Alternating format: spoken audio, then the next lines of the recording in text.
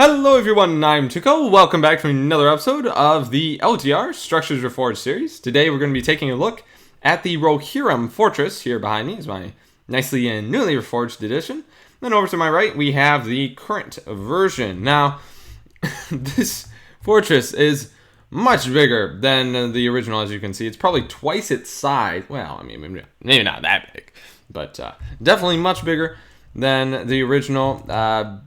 I basically got a little carried away, but I suppose we'll just start first off on the walls and the towers. So with the walls, I went with some nice arches, some nice oak arches, for a nice simple look.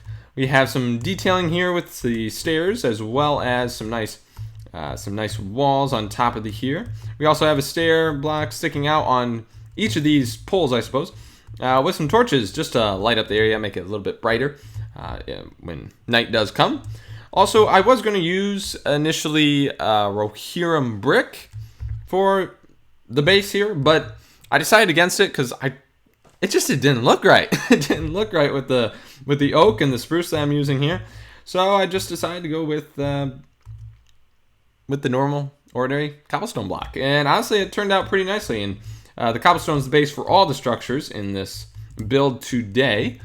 And I guess we'll move on to the walls here, or not the walls, the towers. So the towers come with 3 levels. We got the base level, which you enter in. There's a ladder leading up to the second, and then up all the way to the top layer here that we got. And we also have a trapdoor leading all the way down to all of those different levels.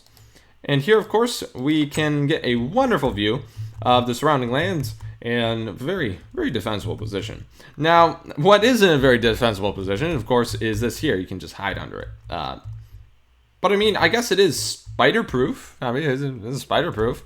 It's a spider-proof build. I mean, you can't get up. So I mean, hey, that's pretty good. But yes, you can't really fire at people here, which is one of the flaws with this structure. One of the flaws, because there are 2 that I found after I built this. So that is the walls and, of course, the towers. But also with the towers, most of the time, the regular current fortresses have some pretty flat roofs to their towers, and I really don't get it. So I basically just went with a standard roof, just a standard pyramid sort of looking roof with this design here on the top. And honestly, I like how it turned out. It turned out pretty well. So I guess we'll move on to the gatehouse now. And over at the gatehouse, we have some nice arches for the actual gatehouse. We also have some nice defensible positions up here using these wooden portcullises. And with these, you can fire arrows down your enemies, and it's just a very, very defensible position over here. Now, if we move through the gatehouse, we will find ourselves in the courtyard of the fortress. And we have, I guess I'll point out all the structures to you. So we have the barracks over here. Mead Hall is right in front of us. We got the commander's quarters, stables, and the blacksmith shop way down that way. So I suppose we'll just start first things first off. Oh, hey, Gandalf, how you doing?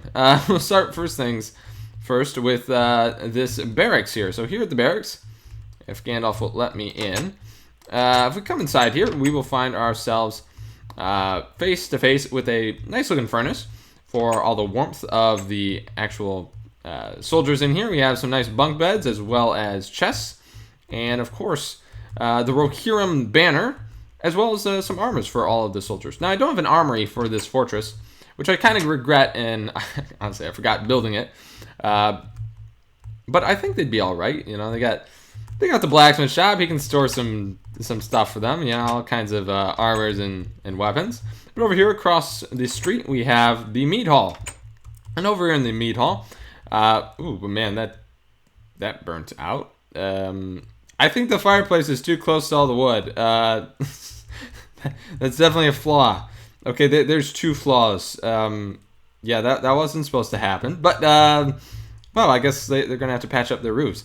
But with this structure, it is a very large and, let's be honest, empty structure. I had a tough time trying to fill it up with stuff, so I added in some chandeliers just to make it look a little bit nicer. We got a massive table here, of course, for all the soldiers. as well as counter space with crafting benches and barrels and all kinds of wonderful stuff, as well as some chests for storing food, and of course the furnace, or the furnace and fireplace, which, as you can see, burnt a hole in my roof. But that definitely needs to be fixed. I didn't realize that was an issue. Okay, there's flaw number 2 in this in this structure.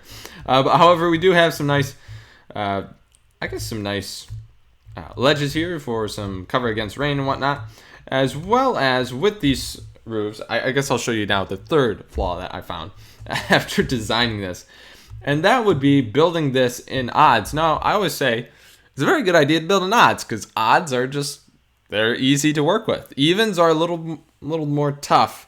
And are kind of, they normally end up really weird.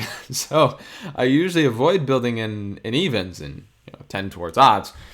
But with this structures, with the Rohirrm structures, honestly, I think I should have stuck towards evens.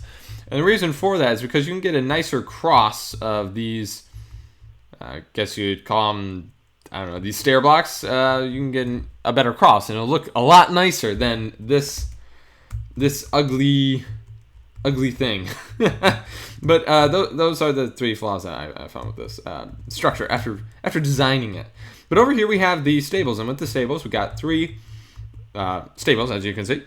And with these, it's not enough for the entire Rohirrm cavalry, but it should be enough for at least the commanders here in this fortress. We also have some nice troughs, I guess, using these cauldrons with water in them. And we also got some thatch for the flooring, just to add some more details. You can see throughout this entire fortress, we got quite a bit of thatch and also leaves for some extra decoration and, I guess, beautification of this structure here. Also with the stables here, and with the blacksmith too, we don't have the same kind of roof that I'm using with the other structures, kind of because I want some variation in it. That way everything isn't exactly identical, because that'd be kind of ugly. Kind of want some variation in it, so I decided to do it like this. And then if we come into the commander's quarters, we will find his desk right here, and then also some nice counter space with a barrel. Also got some crafting benches as well as armor, of course some banners around here, and a weapon. And then also, because all these structures are coming with tables command, I decided to put one in here and surround it with spruce. So now it looks like a map on top of a table where you can have all your commanders, standing around it, and you can point out places on the map, and it's quite nice. Also a bed over here and a chest for personal belongings for the commander of this fortress. And of course, like the mead hall, we have some nice arches for the roof. Definitely not as grand or large as the mead hall, but still very nice. Now, if we move on to the blacksmith shop, when I was designing this, I finished these 4 buildings here, and I thought I was done. Then I remembered, we forgot the blacksmith shop. So if you're kind of wondering why it's just thrown over here, that's why. I forgot. So I just kind of threw it in the corner. But I think it looks pretty nice where it is.